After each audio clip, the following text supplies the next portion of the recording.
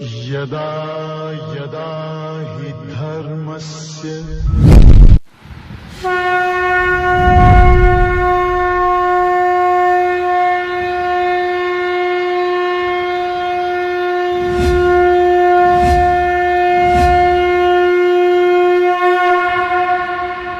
ओम ब्रह्मादिभ्यो ब्रह्म विद्या संप्रदाय कर्तृभ्यो वंशऋषभ्यो महद्भ्यो नमो गुरुभ्यः सर्वोपप्लवरहित प्रज्ञान घन प्रत्यगर्थो ब्रह्माहमस्मि सोहमस्मि ब्रह्माहमस्मि।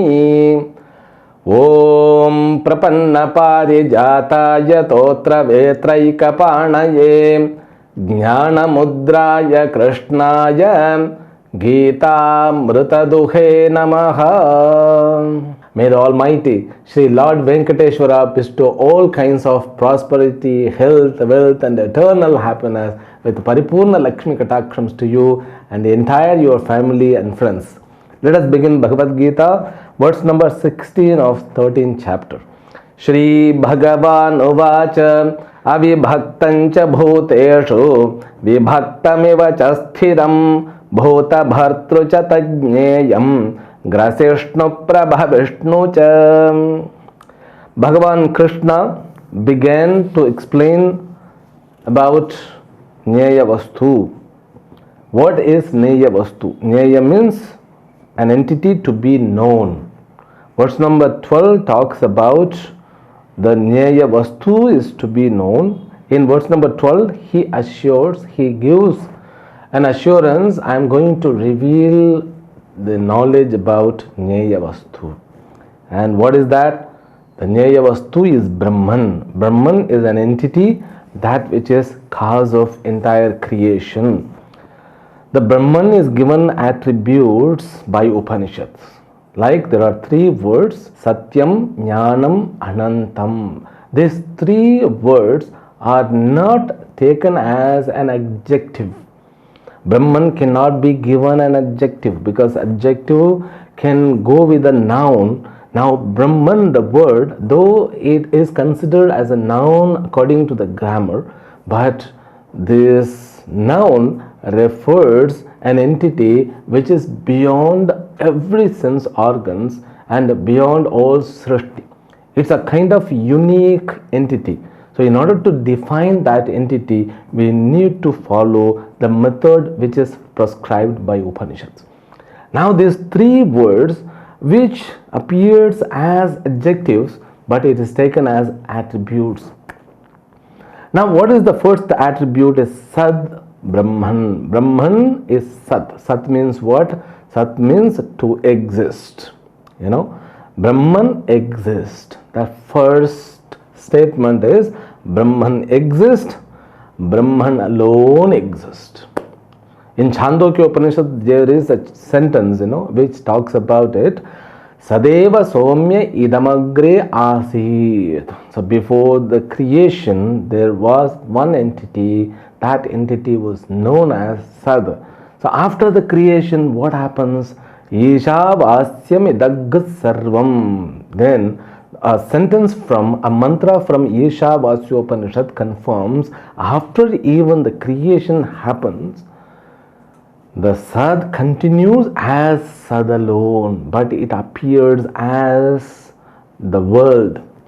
It's like, before manufacture of a pot, clay was existing, or clay was there before the manufacture of pot. Okay, when you make pot out of the clay, now pot has come. So that the name and form, it is manufactured, or we can say it's a manifestation. We call it, after pot is made, clay remains as a clay. Clay continues to be as a clay. So like that, after creation, even Sad continues to be as Sad. That existence doesn't get under, or it doesn't go under any modifications. Therefore, that Sad attribute explained by verse number 13 and 14, but in different way. So what is the way? the basic stuff or basic essence or the ultimate content of the universe out of which the world is made is Sad Brahma. It is known as substratum. The substance is nothing but Sad Brahma. What exists, that exists alone is Brahma. Therefore, I introduced a method from Drigdrishya Vivek. Every object has got 5 kinds of amshas. Okay, so 5 principles. Among the 5 principles, 3 principles which goes to Brahman, the 2 principles which is taken as the Jagat. So among these 5 principles, the first principle is Sat, Asti Swarupena. Every object exists. That exists is known as Sat principle. Sarvataf Pani Padam Tat means what? That which exists in the form of legs, hands, heads, body or material. So all object has Sat principle, means existence principle. So nothing can be there without the existence principle. So if there is an object, it should have the existence principle. It should be there, means that isness to be there. Now whatever the object there is or there are, so is or are is known as what? The existence principle. That's what Sat Swarupena. Now the first 2 verses, means verse number 13 and 14, it confirms the Brahman is nothing but Sat principle, existence principle. So all object has got the existence principle, that is Brahman. Now when you realize it, so Brahman is beyond our perception, beyond our idea, beyond our sense organs, then we cannot see it, we cannot feel it, but we can understand according to the Upanishads. So every object has got isness, that existence principle, that is Brahman. Okay, so you need not to check with other object because we are very confirm about our existence. We don't take any help of other object like a torch light. If you are made to sit in a dark room, if I ask you, are you there? You won't ask for any other equipments or tools to confirm your existence, isn't it? So like that, when we are understanding ourselves, means understanding our existence without any help, like that every creature, they are self-evident to them, means their existence is self-evident to them. They need not to have any other equipments to confirm their own existence. That's what is known as that the is principle or existence principle. Okay, that is principle is not undergoing any modifications. That's what in the 14th verse is confirmed by Lord Krishna. That is principle. See, I have an existence principle in the form of am. Therefore, I say I am. You also confirm you are, but in the form of I am. Do you understand? When I say I am, but I confirm your existence by having like an example of my existence that you are. But in your experience, that are is converted into what? Am. Like this, we confirm the existence of all the creatures. But this is principle, that existence principle doesn't undergo any modifications. Only body, mind and sense complex, they undergo the modifications. That is principle, even it's not taking the guna swarupa natures. They are not affected by the nature. Nirgunatvam, that also explained in the verse number 14. Then Bhagavan is giving another meaning. That Sat principle doesn't have the limitations. Ananta Swarupam. Satyam Jnanam Anantam Brahma. That Sat Swarupam is explained. Now Jnana Swarupam, the second attribute is Jnanam. But Bhagavan is not doing that. he goes to the last attribute, which is known as Ananta Swarupam. Ananta means what? That which is not having any limitation. So that which is unlimited. Now this Sada, that existence principle which is experienced by me and you and all the creatures, it seems to be limited. Because when I experience myself, I am limited. Therefore, I need only the 6x3 bed. I don't need more than that, because for me it is okay. We are very confirm, beyond this finger point I am not there, beyond the head I am not there. So how can I confirm it? That's what the limitation is. So our limitation is experienced. That limitation, so it limits our experience regarding our existence.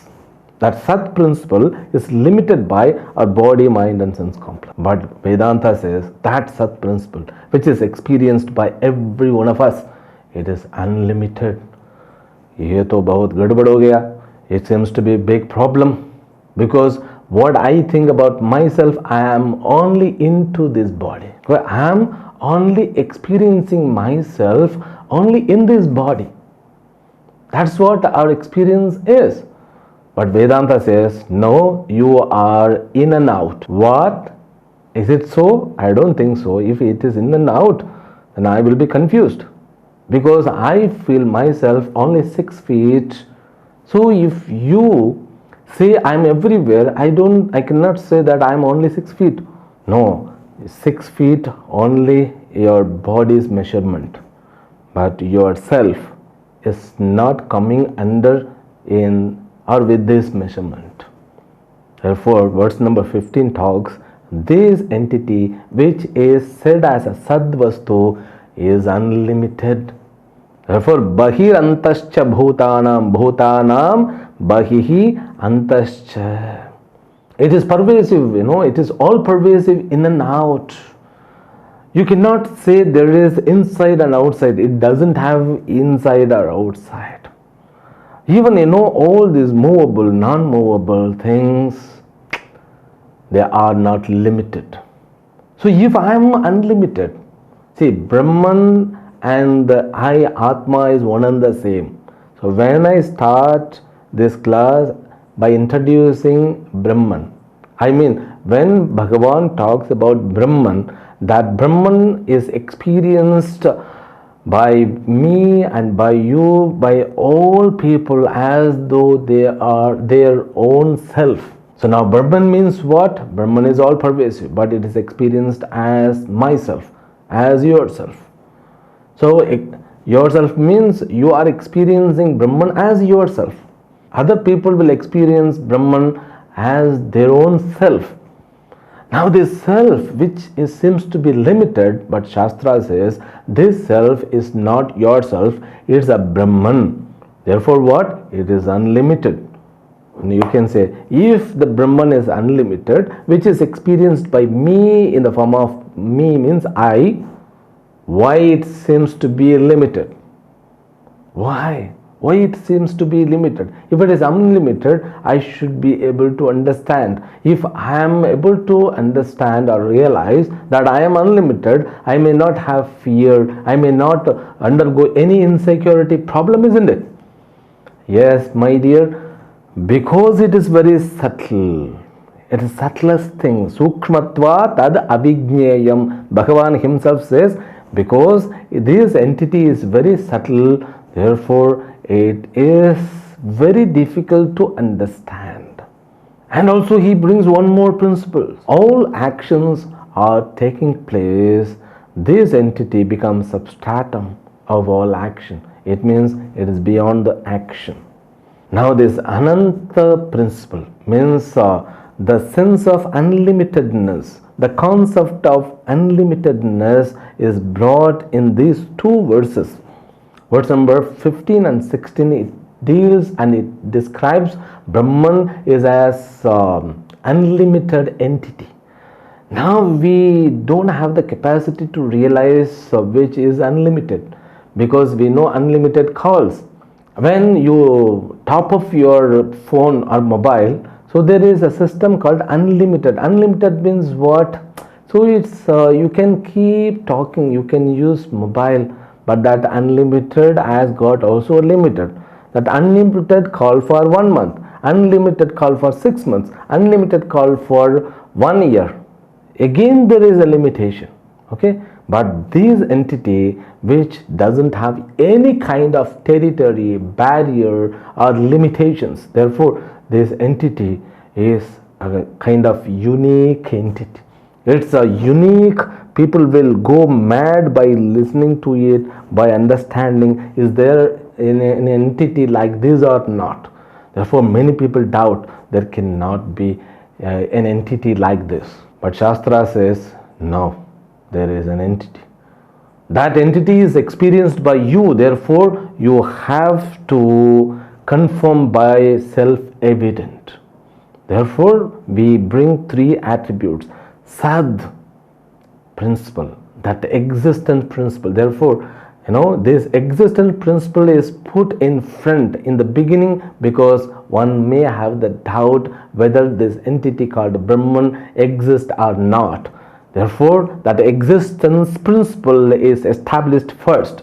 So when the existence principle is established, but that existence principle is understood in limited way by every creature, now that limitation is broken. That limitation only exists in the buddhi.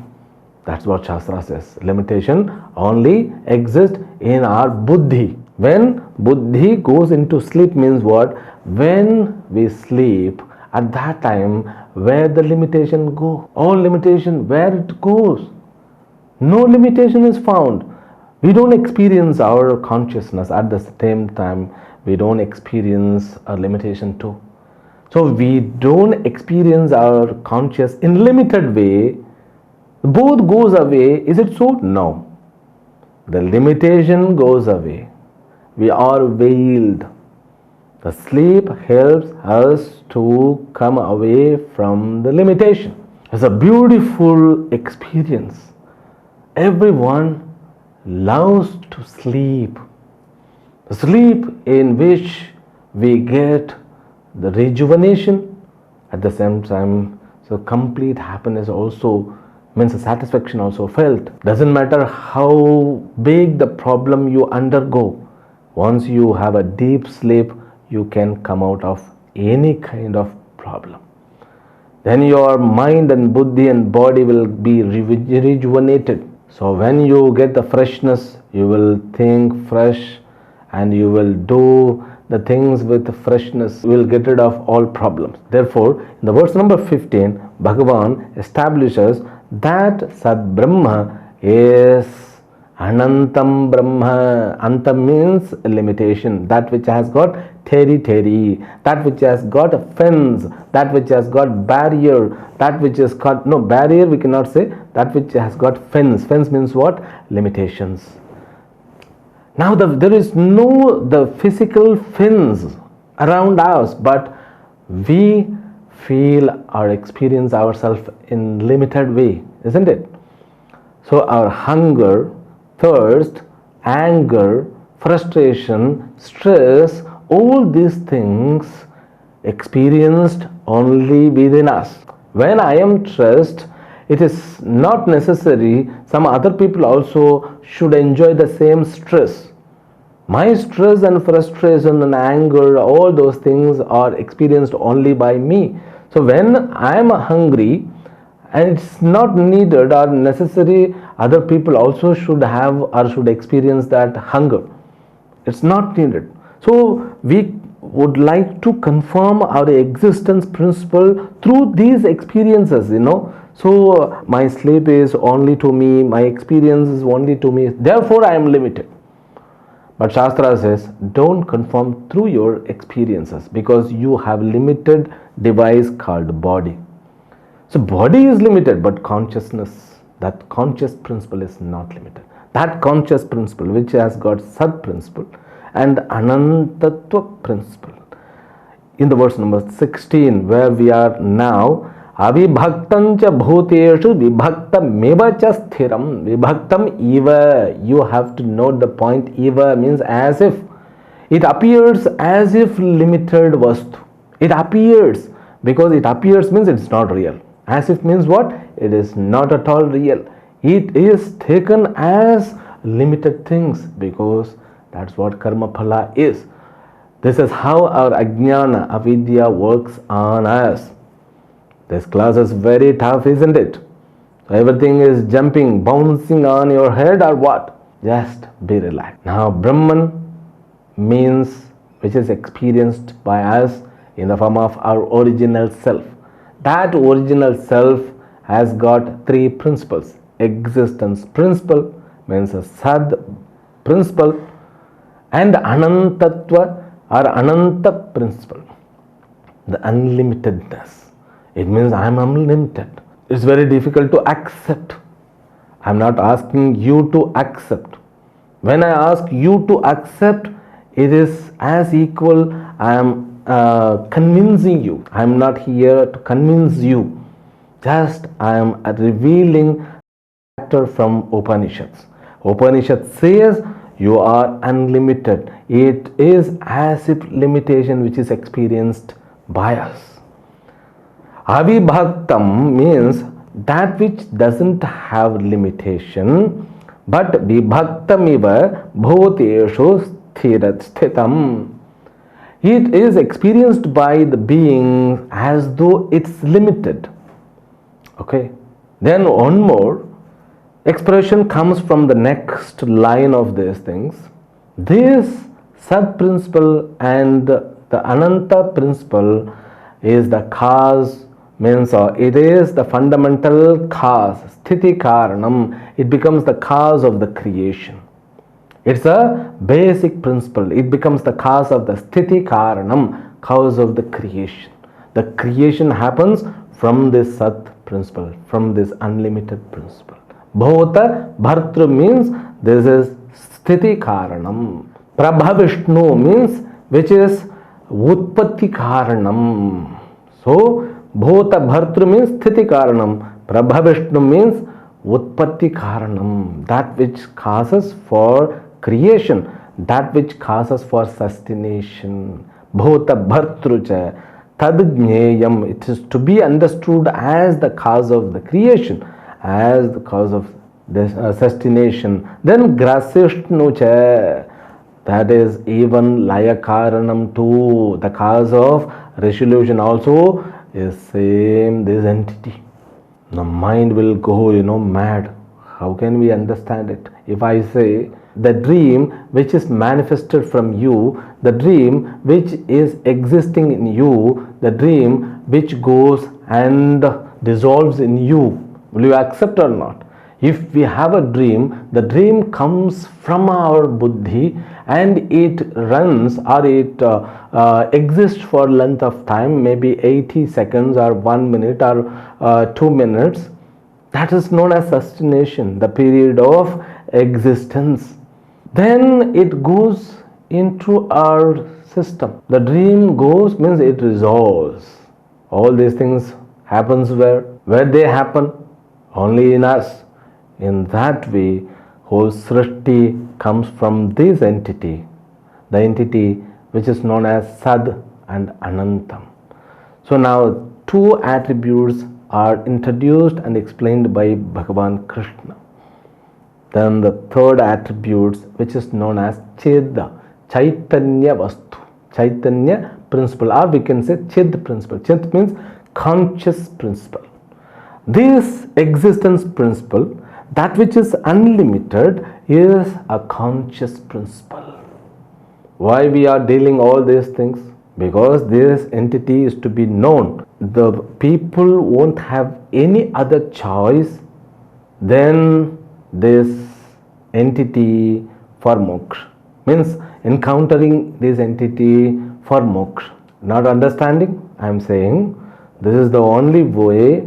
By realizing Brahman alone, one can be liberated, not by meditating for thousands of years, not by doing seva for thousands of years. Meditation has got its own priority, importance in the spiritual sadhana, in the spiritual activity. And the seva also, it has got its own place to become mature, to become pure.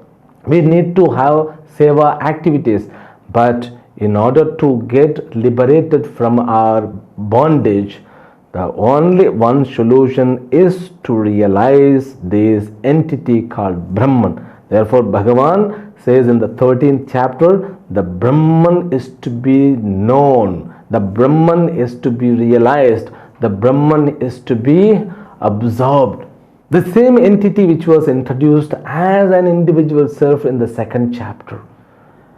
When Bhagavan began from the 11th verse of 2nd chapter, from there he used 20 verses, 11 to 30, he explained the same vastu, but from the standpoint of individual consciousness, which was known or called as Atma. So Atma is Sat, Chit, Ananta Vastu. Then in the 7th chapter, the same entity was introduced as Ishvaraha. Now the same entity, now Ishvara means there also he used Sat, Chit, Ananta Vastu. Now here he is combining both as Sat, Chit, Ananta Vastu. Now from the standpoint of equation, the thing is established again. There is no confusion. Now the Chid principle is explained by the verse number 17. Let us read it. Jyotishamapi tajyotihi tamasah paramuchyate jnanam jneyam jnanagamyam hridi sarvasya vishtitam. Here Bhagavan is very clear when he introduced this is a Jyoti. It's a light principle. So light means what? That is opposite to the darkness. Okay? The light principle. To live our life, we need to have light. Sun gives light. Moon gives light. Stars also illumining us. And the fire. Then the thunder. The thunderbolt, lightning we call it. So these 5 lightning principles exist in this universe, in the creation. But this 5 lightning principle, illumining principle, is illumined by one more principle which is known as Chidvastu. That Chidvastu is Brahman. This verse is very important verse because this verse alone elaborately chanted in every temple when they show the Deeparadhana. Na tatra suryo bhati na chandra tarakam nema vidyuto bhanti kutoyam agnihi tameva bhantam anubhati sarvam tasya bhasa sarvamidam vibhati. By chanting this mantra, the pujari shows the Deeparadhana. So when he takes on kapur, camphor arati, that's a small fire, isn't it?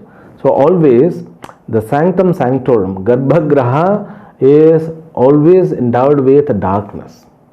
Where the main deity is kept, there should not be any bulb or light, no electricity there. The deity which is existing in the darkness, this arati will illumine that deity.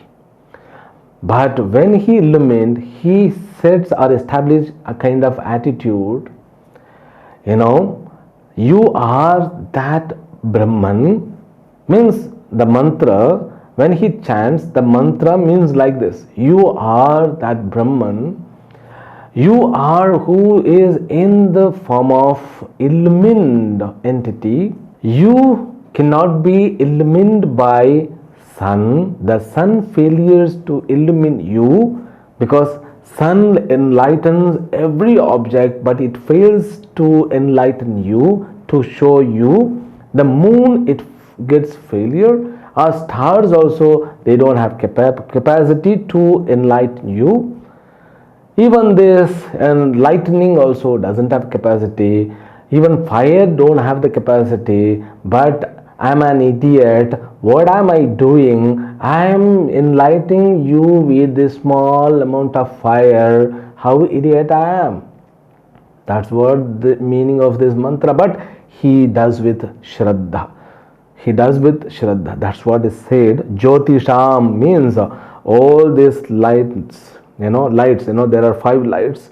Tajyotihi. It becomes supreme light, then other lights. lighting principles. Tamasah paramuchyate. That word is to be understood elaborately.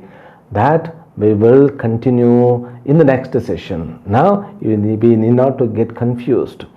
This Brahman is to be understood through the attributes which are prescribed by Upanishad as Sad principle, Chid principles, Ananta principle. That is what is going on. Be relaxed. Definitely you will understand, we will realize, we will assimilate this knowledge with the blessings of Lord Venkateshwara. See you. Harihi Om.